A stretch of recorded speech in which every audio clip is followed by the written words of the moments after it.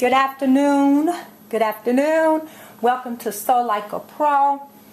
Today I want to show you, we prepping for our class at the Austin Library.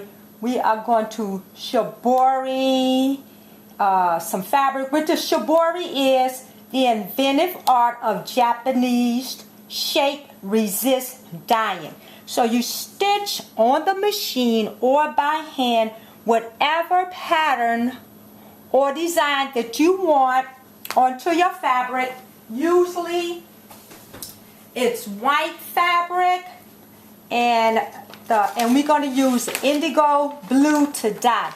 The indigo dye changes its color through the air. The air oxidizes it, and then you get the blue. So when you dye your fabric, your white will stay white and your blue dye will blue. So it doesn't bleed and fade off and make it have a tint.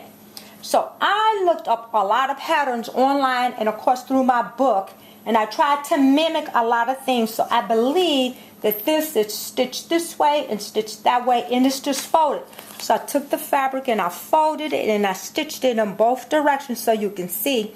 And then you take the bobbin thread and pull the thread and make it squish up, gather and pucker up real tight, whichever pattern that you decide to do. And then you of course, you'll rinse it and you'll get that result. So as much as you fold or stitch, whichever way you desire. This I just folded like an accordion pleat and I clamped it. So the dye will not get through these squares and the dye get on these ends, and then when I open it up, I'll get a nice pattern. This I also did. I folded it and clamped it. I might go back and decide to stitch here and stitch here. I might immerse the whole thing. Sometimes you fold it and then you just dip the corner, dip the corner, dip the corner. So I have blocks. So then if I took this instead of the clamps and then put the blocks and then clamp that together. We screw those together nice and tight. The dye cannot get through this part, but it will leave an impression with this shape. And with that, wherever the dye goes, it's going to make an impression. Even these blocks, so then I would get vertical lines. Then I took this also and folded it. Stitched on the triangle. Then I went back and folded it again and stitched on the corners, and then stitched real tight, So it's definitely not going to go through that, but it's going to make an impression because of the lines that were drawn on.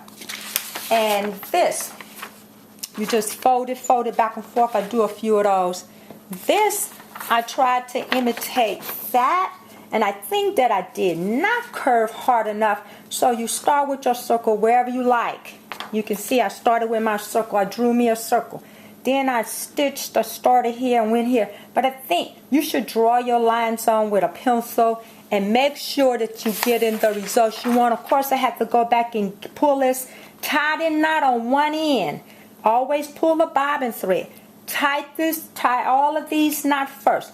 Scrunch it all up and then tie the other end so it don't come loose when you dyeing it.